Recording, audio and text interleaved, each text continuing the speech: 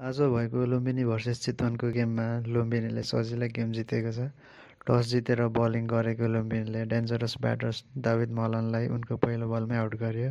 रवि बोपाराले फेरि पनि एउटा कन्ट्रोल्ड इनिङ्स खेल्दै 55 बलमा 66 रन बनाएपछि चितवनले 146 रनको टार्गेट दिएको थियो। बोपारा लास्ट सिजन जस्तै यो सिजन पनि फर्ममा छन्। यो उनको लगातार दोस्रो हाफ सेन्चुरी थियो। साइफ जेबले बोपारालाई साथ दिँदै राम्रो टार्गेट दिनलाई सर्ट्स खेल्दै थिए। त्यति नै बेला रोहित पौडेलले शानदार क्याच लिएका थिए। सेकेन्ड इनिङ्समा ब्याटिङ गर्न आएको लुम्बिनीलाई टार्गेट धेरै नभएकोले भने धेरै प्रेसर थिएन। सरप्राइज ओपनिङमा आएका सन्दीप जोराले 18 बल खेल्दै 28 रन्स बनाएर गए। रोहित पौडेल भने टिकेर खेलको अन्तिमसम्म खेले र गुलबदिन नाइब आएर एग्रेसिभ ब्याटिङ गरेका थिए र यसरी लायन्सले गेम सजिलै जित्यो। चितवनबाट केही क्याचहरू ड्रप भएका थिए। भनिन्छ क्याचेस विन्स यु म्याचेस।